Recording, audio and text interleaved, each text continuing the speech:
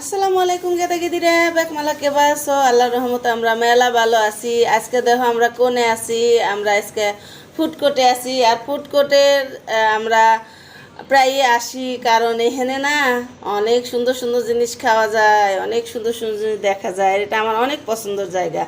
তো আর বাসার কাছে সেজন্য আসলে বেশি যাওয়া হয়। কোথাও ঘুরতে যাওয়া, দূরে যেতে তো কষ্ট হয়, বা দূরে গেলে গরম এখন অতিরিক্ত, কোথাও যেতেও তেমন ভালো লাগে না। তো কাছে বলতে আমাদের ইসিবি ফুড কোর্টটাই আমাদের ঘরের কাছে, সেই জন্য আমরা এখানেই বেশি যাই।